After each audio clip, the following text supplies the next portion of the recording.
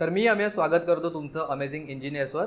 तर आजच्या व्हिडिओमध्ये विद्युत सहाय्यकच्या जबाबदाऱ्या आणि नक्की काय काय काम करावं लागतं महापारेषणमध्ये असू दे किंवा महावितरणमध्ये असू दे ते आपण आजच्या व्हिडिओमध्ये जाणून घेऊया भरतीच्या आधी। ठीक आहे, तर व्हिडिओ स्टार्ट करूया।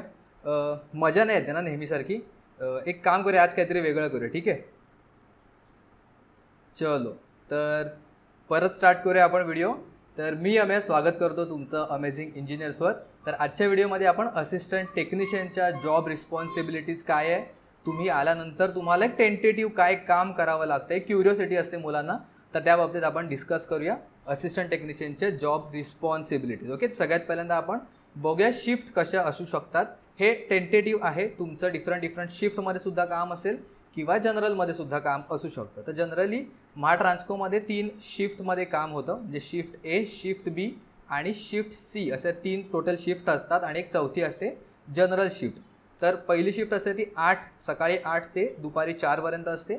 दुसरी शिफ्ट ज्याला आपण शिफ्ट बी म्हणतो किंवा सेकंड शिफ्ट म्हणतो ती असते संध्याकाळी 4 ते रात्री 12 पर्यंत आणि शिफ्ट सी असते ती रात्री 12 ते सकाळी 8 वाजेपर्यंत असते। ओके, आणि जी जनरल शिफ्ट असते तिथे 8:30 ते 5:30 असा ऑन पेपरचा सगळा टायमिंग आहे।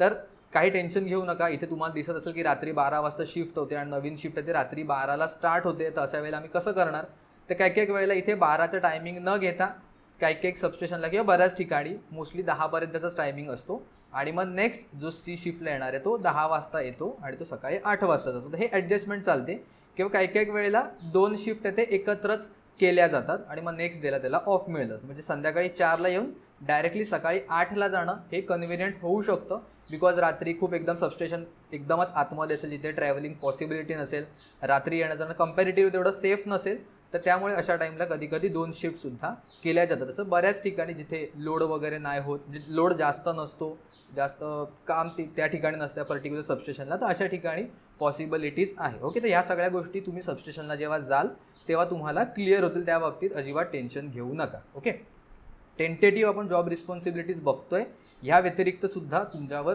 जॉब करायला लागतील, म्हणजे ह्याच्या व्यतिरिक्त सुद्धा अजून रिस्पॉन्सिबिलिटीज असतील, त्या तुम्हाला ऑन फील्ड गेल्यानंतर सगळ्या गोष्टी लक्षात येतील। पण आधी सगळ्यात पहिल्यांदा आपण डिस्कस करूया टेंटेटिव्ह काय आहेत ते। ओके, तर position will be working in hours of a shift of 8 hours per day and will be carrying the following activities broadly. आपण पुढे बघूया, पण टोटल तुमची 8 तासाची शिफ्ट असेल आणि वीकमधून तुम्हाला 1 वीक ऑफ असेल। ओके, बाकी तुम्हाला 6 जे काही डेज आहेत ते तुम्हाला फिलअप करावे लागतील, म्हणजे 6 ड्युटीज तुम्हाला कंप्लीट कराव्या लागतील एका वीकमध्ये। तर सगळ्यात पहिल्यांदा बेसिक काय असतं आपलं, एक ॲज अ असिस्टंट टेक्निशियन म्हणून किंवा विद्युत सहाय्यक म्हणून जॉईन झाल्यानंतर स्विच यार्डचं ऑब्झर्वेशन, जे आपलं सबस्टेशन आहे 220/22 kV असेल किंवा 100 kVचं सबस्टेशन असेल किंवा काही जणांना 400 kVला सुद्धा पोस्टिंग मिळू, डिपेंड करते की कुठल्या सबस्टेशनला कशा वेकन्सीज आहेत त्या अकॉर्डिंग, पण मोस्टली 220 kV जे सबस्टेशन्स असतात तिथे मॅक्झिमम मुलांना पोस्टिंग येते मिळू शकते।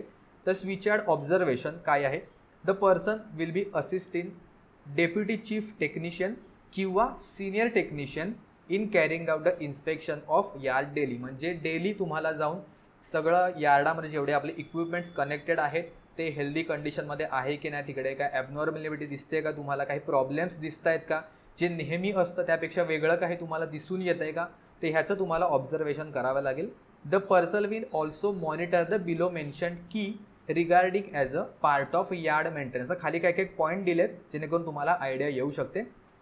Oil and winding temperature monitoring, तर आपल्या सबस्टेशनमधला सगळा एक महत्त्वाचा घटक असतो तो म्हणजे ट्रान्सफॉर्मर। ओके, तर जेव्हा ट्रान्सफॉर्मर लोड घेतो किंवा त्याच्यावर आपण ऑब्व्हियसली ट्रान्सफॉर्मरवरून आपल्याला लोड फीड करतो, पुढचे जे फीडर्स असतात त्याला, तर जेव्हा लोड वाढतो, जेव्हा पॉवर डिमांड वाढते, जसं की आता उन्हाळ्यामध्ये बरेच जण AC वगैरे लावतात, तर त्यामुळे लोड येतो वाढला जातो। तर अशा वेळी लोड वाढल्यामुळे जर टेम्परेचर असतं ट्रान्सफॉर्मरचं, त्याचं ऑइल असू दे जे आपण इन्सुलेशनसाठी वापरतो किंवा कूलिंगसाठी वापरतो, तर त्या ऑइलचं सुद्धा टेम्परेचर वाढतं किंवा जी आपली ट्रान्सफॉर्मरची वाइंडिंग असते त्याचं पण टेम्परेचर वाढतं। तर एक सर्टन लिमिटपेक्षा जर जास्त टेम्परेचर गेलं तर अलार्म येऊ शकतो किंवा त्यापेक्षा पण जर जास्त गेलं तर ट्रिपिंग होऊ शकतो। हे सगळं आपण शिकलेलो आहे, तर त्याचंच मॉनिटरिंग आपल्याला करावं लागतं, म्हणजे टेम्परेचर जास्त वाढलं आहे की नाही वाढलं आहे या गोष्टी आपल्याला बघाव्या लागतात आणि जर टेम्परेचर वाढलं असेल तर त्या अकॉर्डिंग प्रिकॉशनरी ॲक्शन्स आपल्याला घ्याव्या लागतात। त्या काय आहे ते तुम्हाला सबस्टेशनमध्ये आल्यानंतर तुमची ट्रेनिंग वगैरे होतील तेव्हा तुम्हाला सगळ्या गोष्टी क्लिअर कट होतील मेन्शन। ठीक आहे, पुढे आहे maintenance and monitoring of the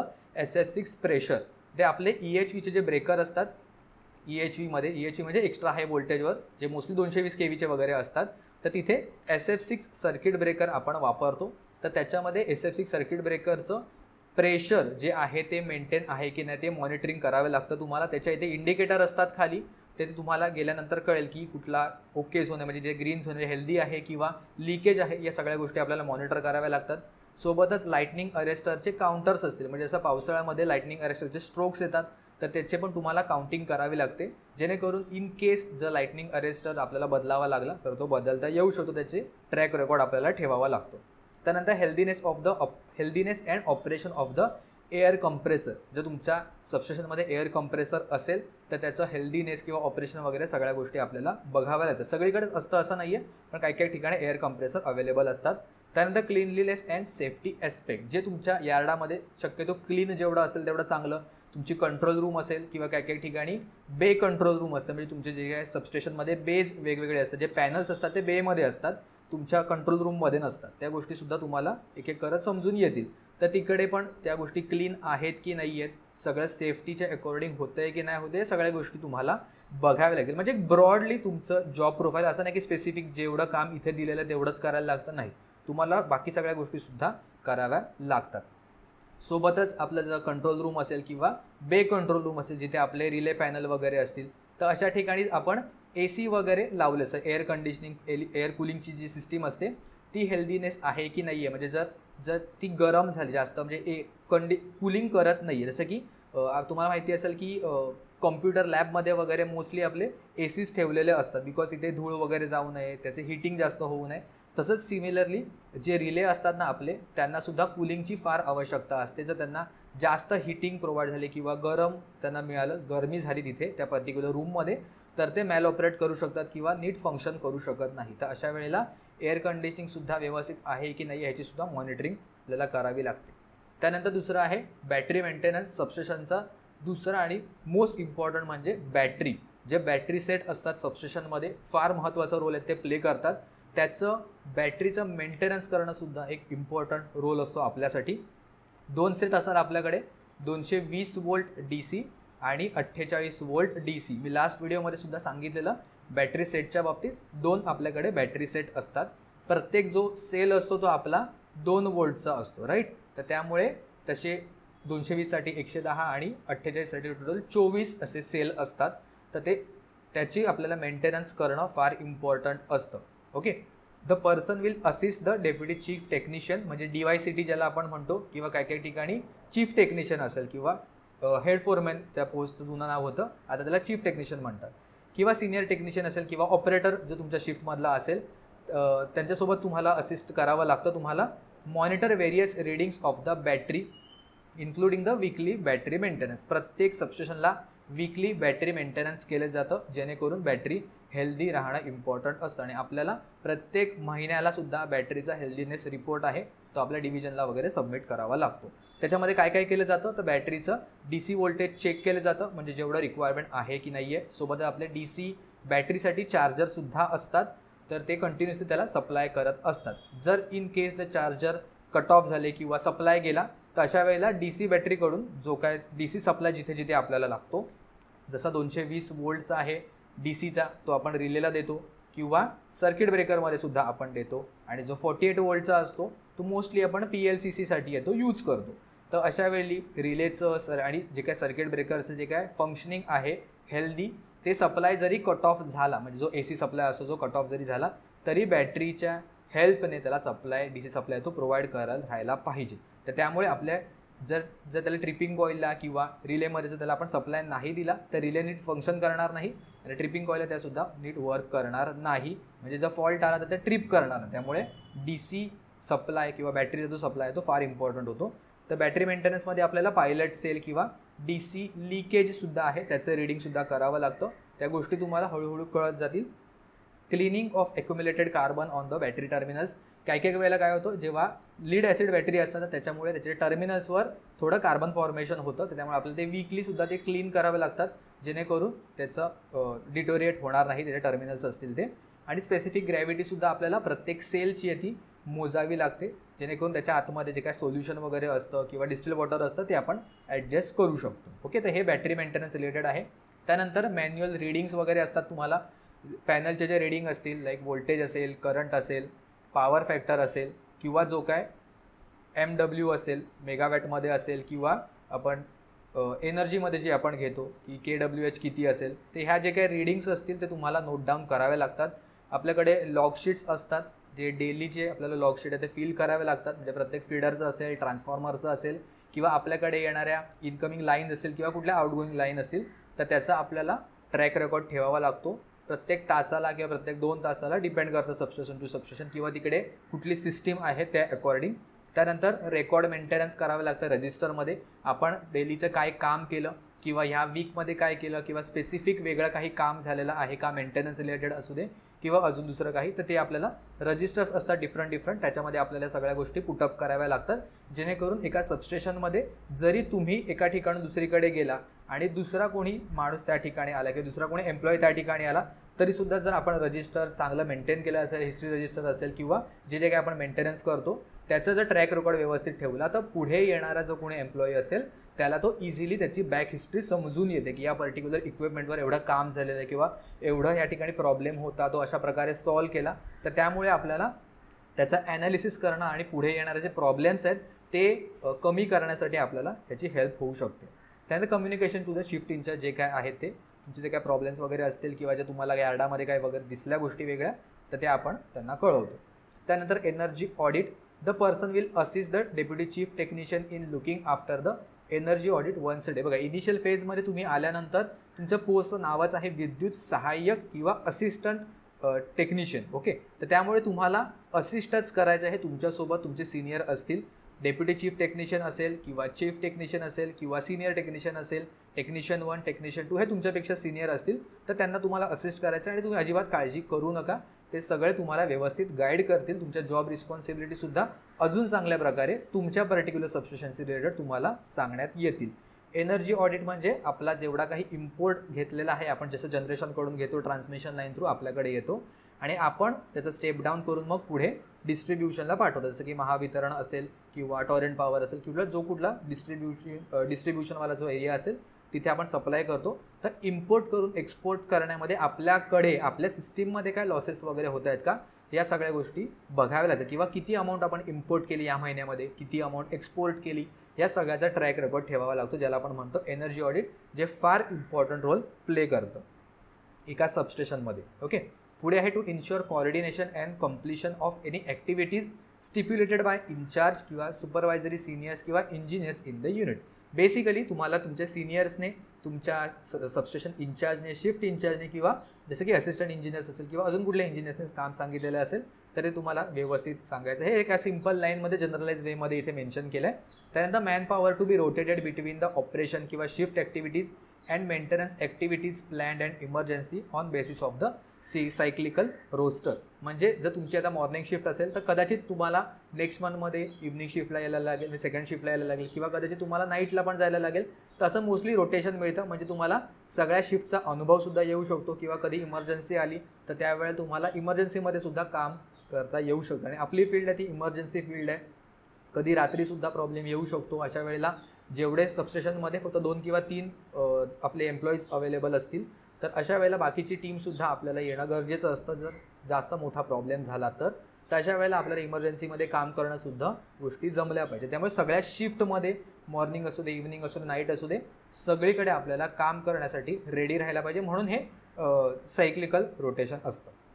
त्यानंतर responsible for keeping yard substation work area in clean and safe condition. आपण ऑलरेडी पण डिस्कस केलं, जेवढं सबस्टेशन क्लीन असेल तेवढे इक्विपमेंट आपले चांगल्या पद्धतीने वर्क करतील. जसं रिले सांगितलं, धुळीमुळे वगैरे किंवा गरमीमुळे त्याचा प्रॉब्लेम येऊ शकतात, ते हेल्दी नाही राहू शकत.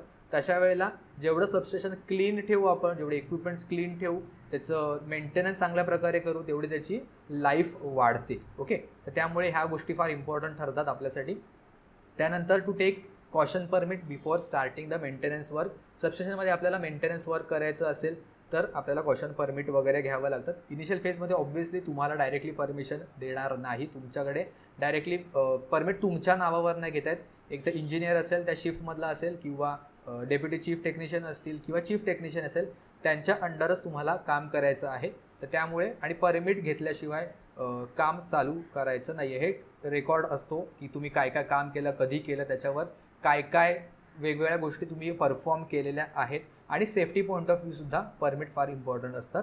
त्या गोष्टीसुद्धा तुम्हाला ट्रेनिंगमध्ये समजतील. आणि एका स्टुडंटचा डाऊट होता की आमचं म्हणजे मला आता मेसेज आला टेलिग्रामवर की असिस्टंट टेक्निशियन म्हणून जॉईन होण्याआधी आमची ट्रेनिंग असेल का. हाय चान्सेस आहेत की ट्रेनिंग नसेल तुमची, डायरेक्टली तुम्हाला ऑन फील्ड पोस्टिंग मिळेल. कारण टेक्निशियनच्या ज्या ट्रेनिंग्स असतात त्या कंटिन्युअसली चालू असतात. म्हणजे सपोज तुम्ही जॉईन झाला, मे बी पहिल्या महिन्यातच तुमची काहीतरी ट्रेनिंग येईल 15 दिवसाची किंवा 10 दिवसाची किंवा 4 दिवसाची 5 दिवसाची आणि कंटिन्युअसली ते चालूच असतात. तुम्हाला मोस्टली लाईनचं पण ट्रेनिंग दिलं जातं, तुम्हाला सबस्टेशनचं पण ट्रेनिंग दिलं जातं, सेफ्टीचं पण ट्रेनिंग दिलं जातं आणि बाकीच्या सगळ्या गोष्टींचं ट्रेनिंग तुमचं कंटिन्युअसली चालू असतं. एका ओव्हर द पिरियड किंवा ओव्हर द वर्षभरामध्ये सुद्धा मल्टिपल टाइम्स तुमच्या ट्रेनिंग कंटिन्युअसली चालू असतं. 1-2 मंथ्सने तुमच्या ट्रेनिंग येत असतात. तर त्यामुळे तुम्ही कंटिन्युअसली टचमध्ये सुद्धा राहता. जे काही गोष्टी आहेत, कसं काम करायचं, कसं सेफली काम करायचं, टेक्निकल नॉलेजसुद्धा वाढतं आणि ओव्हरऑल गोष्टींचं नॉलेजसुद्धा तुमचं वाढतं. त्यामुळे मध्ये तुम्हाला ट्रेनिंग आहेत ते मिळतील. If any abnormality is observed in substation premises inform it to shift incharge or a substation incharge. हे गोष्टी पण आपण क्लिअर केल्या already. Shall keep toolbox and safety किंवा support equipment including first aid box in a ready condition. तर सबस्टेशनमध्ये आपले जे टूल्स असतात, आपलं स्टोर रूम असतं, त्या सगळ्या गोष्टी सेफली व्यवस्थित ठेवायच्या. जे काही इक्विपमेंट्स असतात ते व्यवस्थित काम केल्यानंतर त्यांच्या जागच्या जागी ठेवायच्या. त्यानंतर फर्स्ट एड बॉक्स वगैरे कधी लागला इमर्जन्सीमध्ये तर ते व्यवस्थित आहे की नाही सगळ्या गोष्टी बघायच्या. कुठे आहे ते सगळ्यांची माहिती करून घ्या. सगळ्यात पहिल्यांदा सबस्टेशनमध्ये जॉईन झाल्यानंतर 1-2 महिने व्यवस्थित सगळ्या इक्विपमेंट्सची, तुमचं जे काय मटेरियल आहे त्याच्या बाबतीतची किंवा कुठे कुठे काय काय गोष्टी लागतात, कसं काम करायचं ह्याच्या बाबतीतच सगळ्यात पहिल्यांदा नॉलेज घ्या. आणि सेफ्टी आपल्या कंपनीमध्ये फार जास्त इम्पॉर्टंट रोल प्ले करते. बिकॉज आपण एक्स्ट्रा हाय व्होल्टेजवर काम करतो, जिथे चुकीला तुम्हाला ऑब्व्हियसली चूक झाली तर आपण त्याला परत सॉल्व करण्यासाठी काही आपल्याकडे चान्सेस नसतात. बिकॉज खूप एक्स्ट्रा हाय व्होल्टेज असतात आणि सेफ्टी ठेवणं फार इम्पॉर्टंट आहे आपल्यासाठी. त्यानंतर actively participate in the maintenance related work. जसं हे शिफ्टमधली मोस्टली कामं सांगितली, पण जनरल शिफ्टमध्ये ज्याला आपण मेंटेनन्स गँग किंवा मेंटेनन्स शिफ्ट आपण ज्याला आपण म्हणतो, जिथे बाकीची ओव्हरऑल जसं की टेस्टिंग असेल इक्विपमेंटच्या, ज्याला डायग्नोस्टिक टेस्टिंग वगैरे म्हणतो, ते परफॉर्म करणं असेल. किंवा जर शिफ्टमध्ये रात्री जाईल लाईक बी शिफ्टमध्ये किंवा सी शिफ्टमध्ये जर तुम्हाला रात्री काही प्रॉब्लेम दिसले तर ते तुम्ही जनरलची जी टीम असते, जनरल शिफ्टमध्ये जे असतात एम्प्लॉईज, त्यांना तुम्ही सांगू शकता, जेणेकरून ते एकतर इमिजिएटली त्याच वेळेला जर प्रॉब्लेम सॉल्व्ह होणं असेल किंवा तिथे अवेलेबल असेल तर तेव्हाच सॉल्व्ह करू शकतील किंवा नेक्स्ट डे आल्यानंतर ते तिथे जे प्रॉब्लेम्स आहेत ते सॉल्व्ह करू शकतील. जनरल शिफ्टमध्ये किंवा मेंटेनन्स शिफ्टमध्ये तुम्हाला इथे टायमिंग थोडा जास्त दिसत असेल, पण शिकायला तुम्हाला सगळीकडे मिळेल. शिफ्ट ए असू दे, शिफ्ट बी असू दे, शिफ्ट सी असू दे किंवा जनरल शिफ्ट असू दे. जनरल शिफ्टमध्ये कामं भरपूर होतात, कारण मल्टिपल कामं होऊ शकतात आणि डिफरंट तुमचे एस्पेक्ट असतात त्याच्यामध्ये. लाईक टेस्टिंगचा पार्ट असेल किंवा मेंटेनन्सचा पार्ट असेल किंवा अजून दुसरं काही प्रॉब्लेम असेल, छोटी मोठी कामं जी ऑन पेपर आता सांगणं पॉसिबल नसतात, तर त्या सगळ्या गोष्टी तुम्हाला शिकता. म्हणजे ओव्हरऑल तुमचा पोर्टफोलिओ ह्याच्यामध्ये चांगल्या प्रकारे डेव्हलप होऊ शकतो. पण सोबतच ह्या 3 शिफ्टमधले वेगवेगळे काय काय चॅलेंजेस असतात ते सुद्धा बघणं फार इम्पॉर्टंट आहे. त्यामुळे जेणेकरून सगळीकडे काम करायचं ट्राय करा. एक ओव्हरऑल तुमचं जॉब प्रोफाईल किंवा तुमची पर्सनॅलिटी सगळ्या शिफ्टमध्ये काम करून ती डेव्हलप होऊ शकते. ओके, तर हे काय काय तुमचे जॉब रिस्पॉन्सिबिलिटीज होत्या. ह्या व्यतिरिक्त जर तुमचे अजून काय डाऊट्स असतील तर मला कमेंटमध्ये सांगा. आणि व्हिडिओ आवडली असेल तर नक्की लाईक करा, कारण ही व्हिडिओ अशा प्रकारची व्हिडिओ मी आधी बनवली नव्हती जॉब रिस्पॉन्सिबिलिटीज रिलेटेड. पण आता बरीच मुलं जॉईंट होत आहेत. आता महापारेषणमध्ये सुद्धा असू दे किंवा महावितरणमध्ये सुद्धा जे येणाऱ्या 5000 पोस्ट आहे, ज्याची एक्झाम आपल्या 1 वीकमध्ये होऊन जाईल. तर अशासाठी आपल्याला माहिती असणं फार इम्पॉर्टंट आहे, जेणेकरून आपल्याला इंटरेस्टिंग वेमध्ये काम करता येऊ शकतं. आणि जर तुम्ही विचारलं की जॉब प्रोफाईल इंटरेस्टिंग आहे का, डेफिनेटली इंटरेस्टिंग आहे. ज्यांना इलेक्ट्रिकलमध्ये जे इलेक्ट्रिशियन ज्यांनी केलं असेल किंवा वायरमॅन ज्यांना अलाउड केलं नाही आहे, पण जर तुम्हाला इलेक्ट्रिकल रिलेटेड जर तुम्हाला खूप जास्त इंटरेस्ट असेल तर ही जॉब प्रोफाईल खूप छान आहे. सॅलरीसुद्धा आपण ऑलरेडी डिस्कस केली आहे. तुम्ही जर नसेल बघितली तर त्याची व्हिडिओची लिंकसुद्धा तुम्हाला वरती आय बटनवर मिळेल, तिथे जाऊन तुम्ही बघू शकता. ठीक आहे, तर ह्या व्यतिरिक्त जर तुमचे काय डाऊट्स असतील जॉब रिलेटेड किंवा एक्झाम रिलेटेड, मला नक्की कमेंट्समध्ये विचारा. आणि अजून कुठली व्हिडिओ हवे ते सुद्धा मला नक्कीच कमेंट्समध्ये सांगा. ठीक आहे, तर आजच्या व्हिडिओमध्ये एवढंच. भेटूया आपण पुढच्या व्हिडिओमध्ये कोणत्या नवीन टॉपिकसोबत.